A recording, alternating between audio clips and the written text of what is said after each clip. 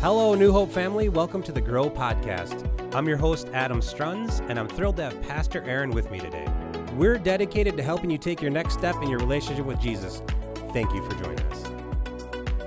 Welcome into the Grow Podcast, where Pastor Aaron and I help you to grow in how you go, grow, and give. And I'm Adam Strunz, if you don't know me, and today we're diving into one of the most common criticisms people have of the church. What episode are we on? I feel like you missed. You just looked it up. We are in episode number 195. Okay, all right. So 96, 97, 98, 99, 200. Mm-hmm. 5 from now would be 200, and I cannot wait to split that cupcake with you. It's going to be a great cupcake. Yeah. Mm-hmm. I think we got informed that all of the rest of our ideas are not going to happen. No, they're going to happen. Oh, they are? Yes. Okay. Don't you worry. Okay, thank you so much. You're welcome. I'm proud that you're going to do that. Yep. I didn't mean to interrupt you. No, we're going through common criticisms of the church. We're saying fact check is the name of the series. Mm-hmm. But one of the common criticisms is all the church cares about is getting my money. Yep. You know, the church only talks about money. And man, what a touchy subject as we dive into it today. I think that getting back to not wanting to sugarcoat and really looking at the facts, when we think about scripture, when we think about truth, this is a heart issue that we're dealing with on this one. Mm-hmm. When we say the church is hypocritical, I think sometimes we're dealing with like discipleship, like the growth of people when it comes to hypocrisy. Okay. Like as a person grows, maybe they become less hypocritical in their faith. Mm-hmm. But this one, man, if you aren't submitting, this one can be really tough. Yeah. So where does this perception come from? Mm-hmm. That the church only cares about money is something. The church, right? And I think like with all of these, hypocrisy, judgment, giving, LGBTQ plus, they're all elements of truth. Like they're all, I think, created from decisions the church, not New Hope in particular, but the church has made. And so the reason that people feel like the church only wants their money is because they've attended church and that's all they hear, or they felt like they've been coerced, whether it was a misperception or conception or not. Like that's what they feel, Right. And that's I believe I shared this on Sunday for sure in one of the sermon or one of the services, maybe not both, but that our perception is our reality. Mm-hmm. Whether it's valid or not, if I perceive this to be something, then that is my reality. Mm-hmm. And so I think that's what's happened. We've created this, and we've not done a good job explaining the why behind this and being honest. So, all right, can I preach for just 2 seconds? We're all ready for it. Okay. So the goal of this particular teaching was kind of a two-pronged approach. I'm not entirely sure I did the best job articulating both of those. The first is there is a very practical reason for the generosity of others. You live this in your full-time life. We talk that if people don't give, we have no way to do what we believe God's calling us to do. Right. And so we are dependent upon people's sacrificial giving and generosity to be able to do what we do. It's just a reality. And to say otherwise, to say anything else, I think is a fabrication, right? When we don't acknowledge that, yes, God can bless you. Yes, you're supposed to give. Yes, all the things. Like there's a practical aspect of this that if you want to be a part of what God is doing, if you have bought into what God is doing through New Hope, then we have to partner together. Mm-hmm. Okay? So that was the first thing. But if that is the only reason that you were giving, then you are missing the point of giving. And I got some feedback after second service from an individual that I have not let go of. And for the record, like between you and I am very vulnerable especially after the 11 o'clock service. Like going into a sermon like this, like I am, like you just feel like all your defenses are down. And so you hear things that are meant to maybe be positive. And if Like Satan uses those. Sunday evenings are the most difficult nights for me because you play back everything. And so this particular individual, who I believe like his heart was in the right place, and I think his feedback was valid, which is probably why I'm struggling with it so much. He said, "I feel like you, at least initially, were apologizing for Scripture." Oh, and I was like, "Well, what do you mean?" And so we kind of fleshed it out a little bit, and I think my approach early on, as I was leading into kind of where we were going, is I want people to not hear God wants your money, right, but to hear God desires your heart. Right. And God knows you better than you give him credit for. And he knows that your heart is very closely related, if not directly connected, to your money. Right. So if he can get you to trust him with your money, more often than not, the heart follows. Now, it shouldn't be that way, right? It shouldn't be. But we live in a culture, and I think society we are driven by the things and the securities that money gives us, and God knows that about us. And so I was tiptoeing into I didn't want to just say you're supposed to give back to God. It's 10%. I wanted people to understand that what God desires from us is our heart. And that's where the money comes in, is in that act of worship, is giving, trusting him with the first 10 or the first 20 or whatever it is, right? Like that number is not set in stone. I think some people give above and beyond 10% because of where they are financially. And so, but it was never about the amount. It was always about him just having our heart. So I'm done preaching. Well, I want to dig a little bit more into that apology than what you started with, because you did start with one, but you also did it last week. You just came and said, if this is you, then I want to start by saying I'm sorry. Yeah. So what's the pastoral heart behind standing up there and doing that? Sure. You're doing it on purpose. Sure. Like, you know what I mean? Yeah. Like, you have a reason. I want everyone. So the church is not perfect. I am not perfect. This is not a perfect system. But until Jesus' return, it's the best that we have. Sure. I want more than anything else in this world, for people to come to know Jesus. And what happens is when we mess up and when we do things that aren't right, that expose our brokenness or whatever, it prevents people from coming to know Jesus. And so I think that's, yeah. And I guess I think too that seeing like the apology and seeing that we are human, we are broken, like that's a relatable thing. I was on social media, on Instagram or YouTube Shorts, and watching Reels, and wherever my algorithm was taking me, I got this. Beyond Kentucky basketball? I don't get a ton of that. Oh. I will now that you said it, which You're is awesome. welcome. I appreciate that. But it was a pastor or someone who said that, the kids who grow up in the church and stay in the church versus the kids that grow up in the church and that leave, one statistic, or there's one consistency among all the other consistencies for the kids who stayed in the church, and it was that they had a mom and dad who admitted they weren't perfect or apologized or right, it wasn't, they didn't use faith to beat them over the head. It was like, yeah, this is hard, or you know what, the church messed up here, or I messed up here, when it comes to, and so that element of humanity, I think, has allowed those kids who have now grown into adults to see that this is not a perfect system.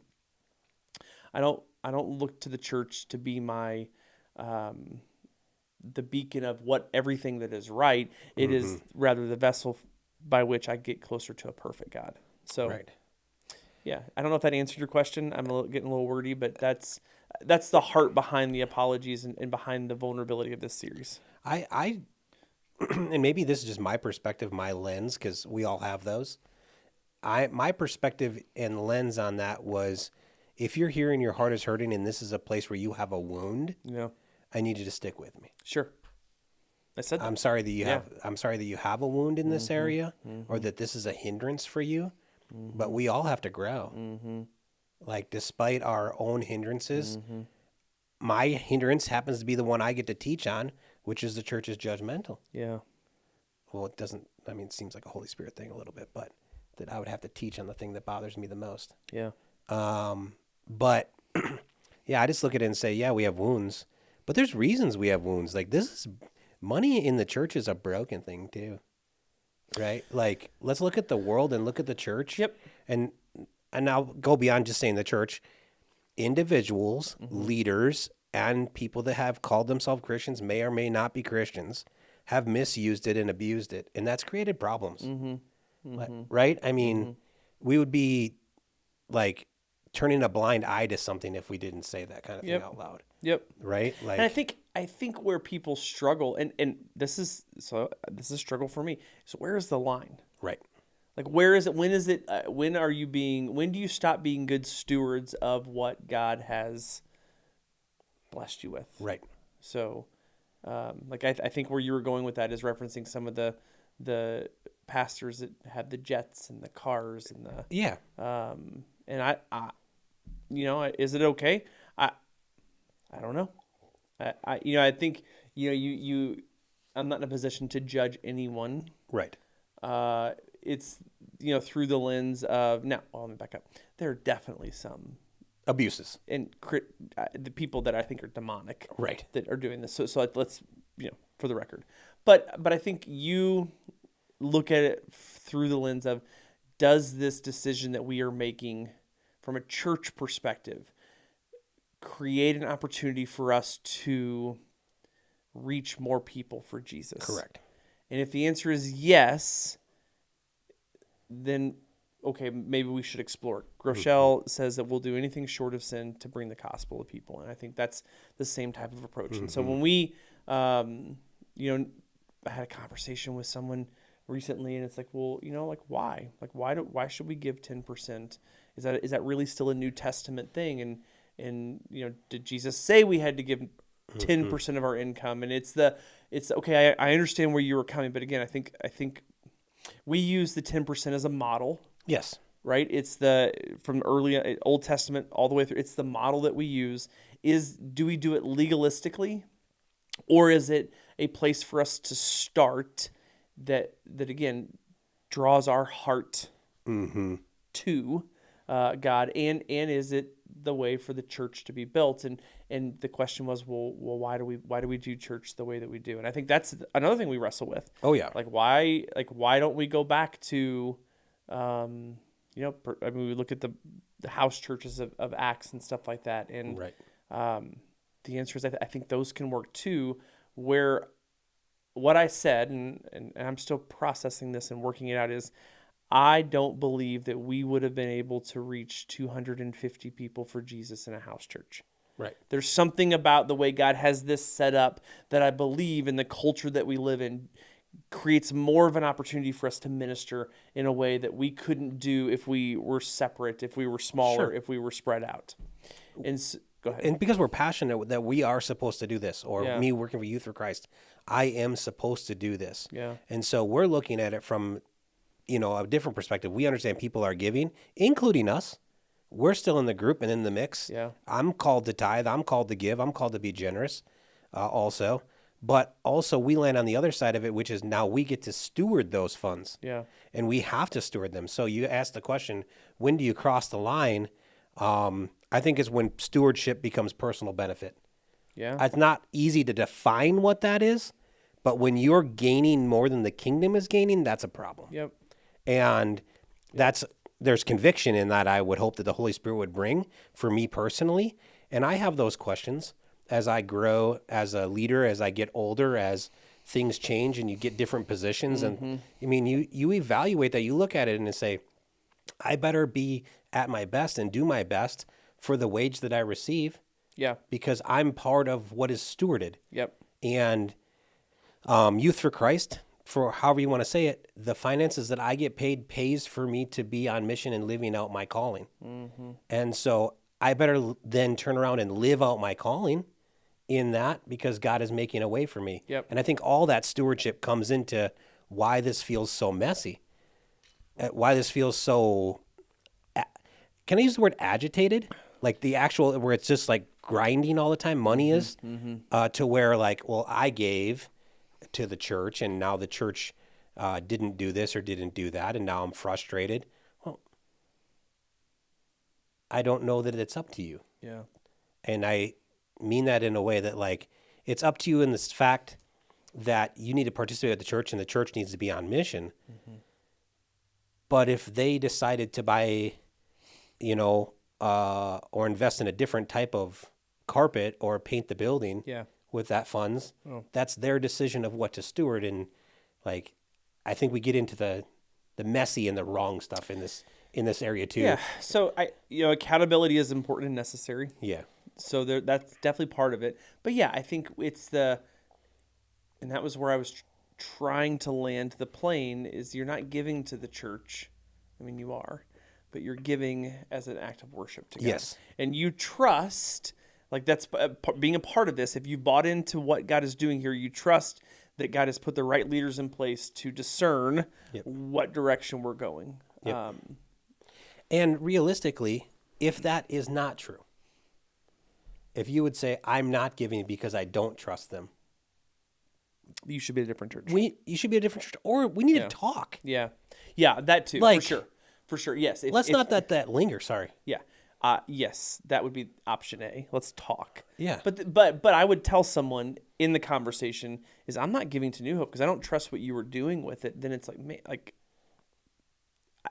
you need to find a church that you can trust. Yeah. Like, because it is a part of worship. Yeah. Like that is why, and I think what happens is sometimes we use as an excuse not to give. Sure.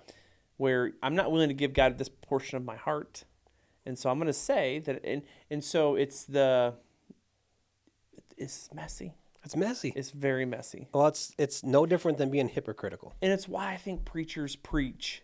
They avoid the mess and they just say, they preach the sermons. It's God's, give it to him. Mm-hmm. Or give it to God so he can bless you. And they don't talk, they avoid the mess. Mm-hmm. And I think for us to be who God is calling us to be, let's talk about the mess and let's wade through it, understanding that no one has solved it in 2,000 years. We're probably not going to solve it in a conversation, but we can at least acknowledge together that it exists. That's right. And that's the beauty of this and what we're trying to do here. And so, yeah. So what would it be in a person's life if they were struggling with it and saying like, I want you to do with my money what I gave to the church. Yeah. Like, what's wrong about that placement of, like... Yeah. Do you get what I mean by that question? Yep. It's the reason I give is it's that, and maybe it comes from a place of pride, maybe not, but it's the influence. Unfortunately, because of the size of New Hope, it's just not possible. Right. You can't have, if we're averaging 800 people in person here a week or whatever it is, right? We can't have 800 people saying, I want this to go here, here, and here. It's no, you are bought into this. You have, and I say bought in, that maybe isn't the right phrase. You feel like God has called you here. And if God has called you here, then you have to trust that he has elected the right leaders, that he's called the right pastors, and accountability is important. Question everything if you want to, please. But if you have the expectation that I'm giving this to go directly to this, well, that becomes, I mean, it's not money laundering, right? But it's a similar type of, right? So It's a big challenge because I don't know if I should have said money laundering. That maybe it's not the right. But you see what I'm saying? Like you're wanting the church to funnel your money to do your thing. Yeah. Right. And so like if I come to you and say, well, Aaron, I'm giving this amount, and that means I want you to launch a men's ministry that you're currently not doing. Yeah. Right. Yeah. Well, you can't get involved for launching the ministry if God's laid that on your heart, and let the money be what it is. Yeah. Right. In those areas. And I think it's hard when like that pride part comes in or that desire for influence comes into money. Yeah. And you use it to push people around. Also wrong heart. Yeah. Yeah.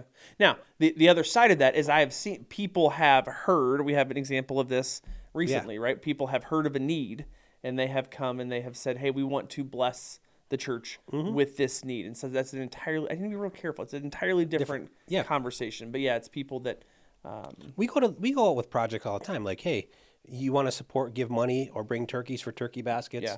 We do specific projects. Yeah. And we want people to be involved in those, but it just, and we say, you know, it's a tricky grind of like what is and what isn't. But it all comes down to that heart. Yeah. So that leads me to the question that I think I wrote down on my paper, and Okay. I mentioned to you before in the office before we met, which is, has my heart ever been in the right position to give and tithe? And so therefore, am I just doing it out of obligation, or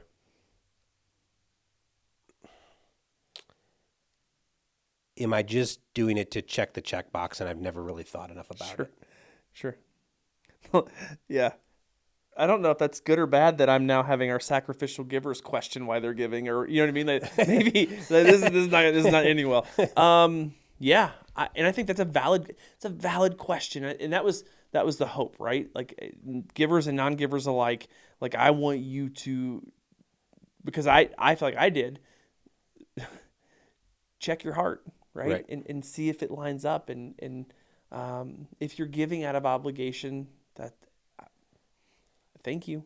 Like we need it, right? We've got to be able to do what God's calling us to do, but for you to receive the full benefit of it, and I'm not talking about materialistic benefit. Right. Materialistic benefit. I'm talking about the spiritual benefit. Like your heart needs to be in the right place. So I'm scared that I just am going through the motions when it comes to my relationship with Jesus because I'm so practiced at it. Yeah. Do you physically write a check, or do you just? No, I use the digital beauty that you guys put up on the thing. So I'm wondering. What is a check? What is this check you speak of? But I'm wondering if because we've automated things so much, are we missing are we phoning it in where, you know what, like I need to, and not everyone's like this, but I need to physically write this out. And as I'm doing it, praying, right? God, here's the first 10. I'm trusting you with the remaining 9. Yeah, but then I won't end up tithing because I'll forget the checkbook, and we can't have that. We definitely can't have that. So then I'm gonna need to take like 3 months off of giving to get my heart right. Yeah. And just kidding. You made that joke earlier. It wasn't funny 2 hours ago. It is not funny in front of the camera. It's not. But but it's not only giving. Yeah. Prayer gets a little bit repetitive. So life gets repetitive. So let's go back to the giving. So let's go back to because I want to talk about the automatic givers, because there's value there. I get it. And not maybe then Sunday morning during the time of offering, and that becomes your reminder to, okay, I've done this. Now I'm going to stop it. I'm going to pray during this. Sure. morning. Yeah. And I'm going to make this intentional. Like that's my reminder that I did give, because I know it's automatic. God, I'm going to sit here and pray that change my heart through this gift that I have given, that is yours, like this tithe, like I'm giving back, and I'm going to trust you with the remaining. Maybe that becomes part of that process. Then That's a much healthier answer than mine. I appreciate that. That was actually wise. There you go. Do you remember when you first started giving to church? Yeah, it was a struggle. It was a struggle. So Courtney and I, early on in our marriage. And my parents were really good about teaching but not forcing, right? Courtney had no concept of it, right? That was not, she grew up Catholic, and like that, there was no foundation. And so we went to a church, and they were going through a capital campaign because it was preached a lot. Funny story, my father-in-law at that point wasn't super active in church yet. And he would go periodically, and he got frustrated because he would go like once every 6 months or once every 3 months, and he always ended up going on the day they were preaching about giving. So that was his perception. Yeah. And I was laughing because the one time he was at New Hope this week. One time he came to New Hope, we were preaching about giving, so we had a good chuckle about that on Saturday. But so what was your question? Do you remember the first time you gave and what was going on? All right, there we go. So we struggled a lot with it, a lot. And for years we would what I would call like tip, right? We tip the church, and it's here's a little extra, or we give what we could, not what was first. it wasn't until kind of our kids were born and we really got established in a church for the first time as a married couple that we began to give what I would call storehouse tithing. It's that first 10% we are giving to the church. And there were months where it did not make sense and we didn't know how we were going to do it. And there were months where it would have made other things suffered, but we just committed to doing it. And it even till this day, we still have conversations about it, right? It still hurts. Like, it's still a tough check to write. It's still a thing that when we do it, it's like, but we have to, in particular, because I don't want to, I feel like after preaching a sermon about hypocrisy that I probably shouldn't preach a sermon about giving and not give. Right. Yeah. So big deal. So yeah, it is something that we do, but it is not an easy thing. What about you guys? I would say that it was like, for Priscilla, it seemed to be a part of what she knew about. Okay. And when I became a Christian and we were together, it was like, we're doing it, but really just out of obligation. Like, this is just what you do. Not really any type of like prayer for multiplication or like a heart of worship behind it or whatever. We never argued about it, which I think could be something that couples go through. But yeah, I wouldn't say that necessarily we're even still at a very mature space with it. In other areas, I would say we're much more mature than with this and with understanding what our money's doing from a kingdom worship or an investment standpoint, like the way we would look at it from our other retirement or investments, much more specific and focused on, my Roth IRA than I am on my tithing, and what that's doing when it gets out there. I'm just not that's why I use the word mature. It's not. Yeah. Does that make sense? Or is 100%. 100%. Yeah. And so that's the beauty of this sermon series. And I think it's the beauty of New Hope and what God is doing is, there are some of us that have it all figured out. I am not one of them. I don't think that you're one of them. Nope. Right? Just based on our conversations, but we're growing together, right? It's this grow, give, and that we are all on this path together, which is just awesome. So, yeah. Sunday we have baptisms. I'm excited for the break in this series. I'm excited for the celebration that's going to occur. 14, is that what they said at staff meeting? 15. Oh, 15 baptisms. Yeah. That's so awesome. And we just had how many? 15? Yeah. Right? 14, 15? Yeah. And so 30 in the last month? In the last month. That's so cool. That's so cool. Yeah. It's amazing. So cool. So yeah, baptisms, and then we pick it back up. We have student takeover the week after that. Graduation. And you are going to be preaching about judgment. Yes. I'm going to then come in, and we're going to potentially wrap up the series with that. We're definitely preaching on the LGBTQ. Yeah. But we might extend it another week based on the conversation we had as a team and talk about the perception the church is not able to handle my questions. Yeah. What do we do with that person who's deconstructing and which I'm passionate about? I tell everyone I talk to who's questioning, this is either real or it's not. Right. And so question everything. And if God is real, like, you're going to find him. Right. And that's like, I think we talked about it last week. My buddy who gave his life to Christ, who was an atheist, like, that's what he did for decades. And by the grace of God, he figured it out before his time on this earth is over. And now he and I are going to be in heaven together, and it's going to be awesome. Yes. So. Yeah. Yes. We also have a friend that listens to the podcast every week, Henry. Yes. And your hat is a shout out to him today. Hey, this podcast brought to you by Heck Built. Heck Built. Yes. Yeah. And that's for you, Henry. It is right. We do love you. Yeah. And we won't say that in person, though. No.